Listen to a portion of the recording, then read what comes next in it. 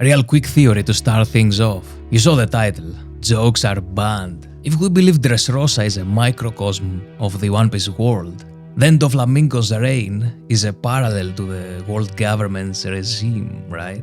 Now, in Doffy's family, there was a rule. If anyone laughs at one of the family members, that means death. We saw an instance where a guy laughed at Pika's voice and got immediately murked by Baby 5. So the theory is this. What if someone, let's say Joy Boy, made a joke about Emu, who then got triggered and banned jokes or laughter? What if what Roger and the crew read in Laugh Tale was that joke that made them burst into laughter? On to the chapter. Harald's stunt of pulling out his horns as a sign of contrition worked, because now he works for the world government. I like the irony from Oda there. Harald got rid of his devilish horns just before he started working for the devil himself, Ibu. And now he's lurking in the shadows, chopping down pirate ships. Remember, Harald was like, guys, we need to stop the violence. Unless for the benefit of the world government. The ends justify the means, I guess. By the way, the randos getting interviewed in the beginning about the monster in the shadows are apparently talking about Harald.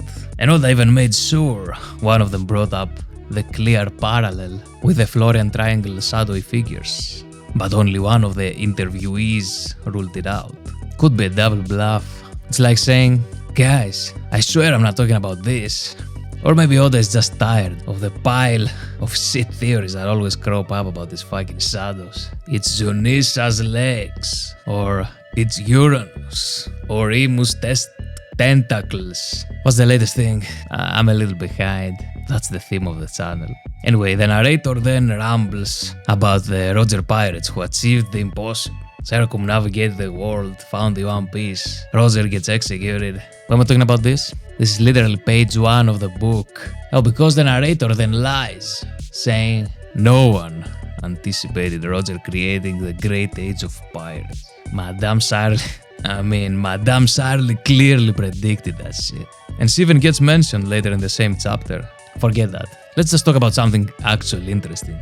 Like Harald's tattoo. Yeah, flex on the Gorosei. Wait, no jokes. Quick side note, seeing Harald in the Gorosei room puts in perspective the Pangea castle size. Seems a lot more befitting of an ancient giant rather than humans. It's stolen. There's no way it was built for humans. Someone picked it up from the ancient kingdom of ancient giants with an ancient weapon and put it up there as a permanent reminder of who's on top for the losers of the war. End of side note. Harald got a mark on his arm that signifies a contract with the devil. The Shallow Sea contract, which makes Harald the right-hand man of God's Knights, also known as God's Steel. Let's take a closer look at that mark. It's a cross with a circle in the middle. First of all, it kinda resembles a pirate symbol, considering those crossbones there. Why bones? It's missing a skull though. It's also like the One Piece globe from the side, you know. My conclusion is, it's a bad tattoo. Wait, no jokes, right. This contract business reminds me of Sugar. She was the only other character to use contracts to secure obedience from her subjects. That was after she transformed them into toys, but still. She mainly utilized the contract with the clauses, don't harm humans and obey the family orders. Emu's version could be something like, don't harm celestial dragons and obey the Gorosei and me. Or just me. Although since Garling executed Mjosgard, we can scratch the first condition. But there were instances of Sugar making a different contract. Like when she made a bunch of Tontata transform to toys at the same time. Then created a contract which applied to all of them at once. And just said, obey my orders until you die. That sounds more like an Emu contract. The one thing in common was all contracts were absolute. Her commands couldn't be defied.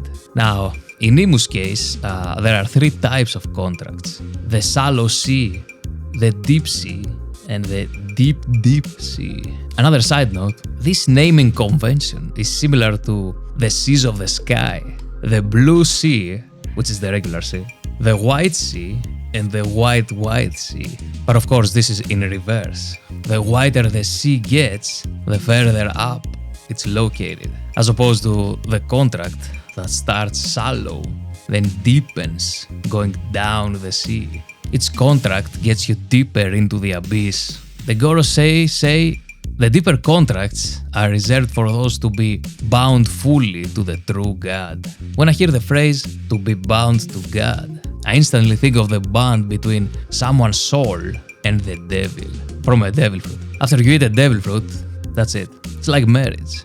Till death do us part. Furthermore, you are forced to be monogamous. Because if you eat a second fruit, the devils fight each other inside your body, which results in you exploding. That's the rumor at least, because Blackbeard's cheating ass pulled it off somehow.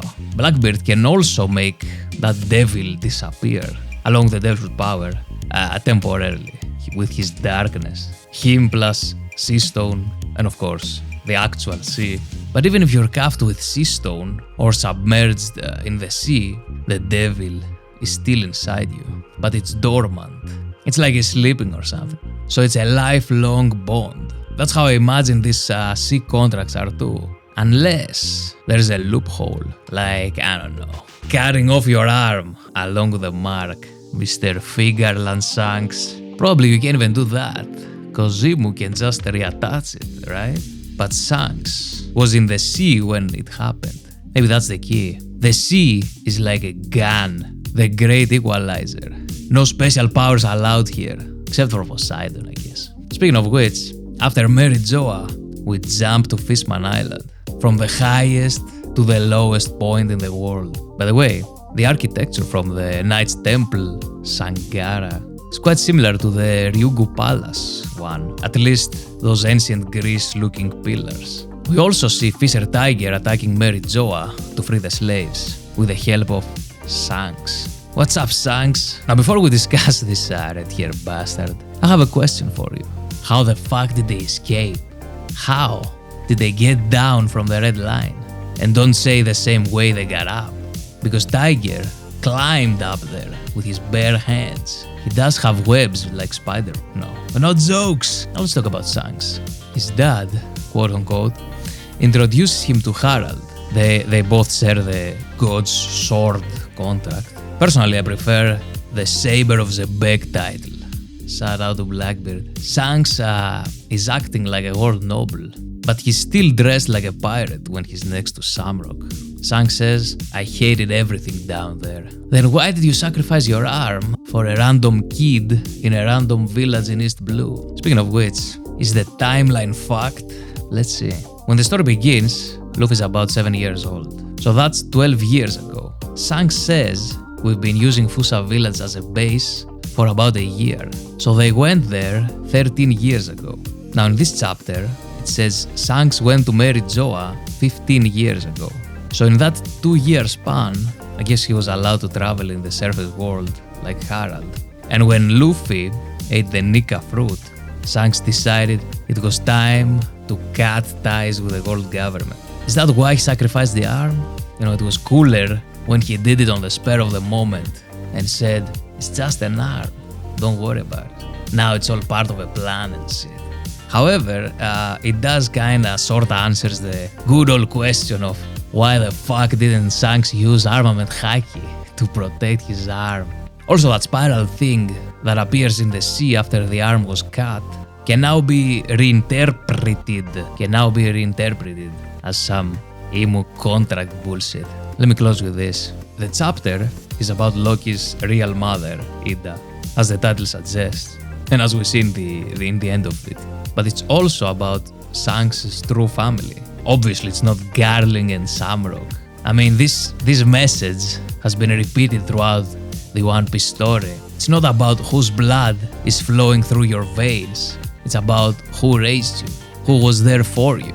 And that's Roger and the gang. I'ma leave you with a question though. Where's my man Buggy in all this?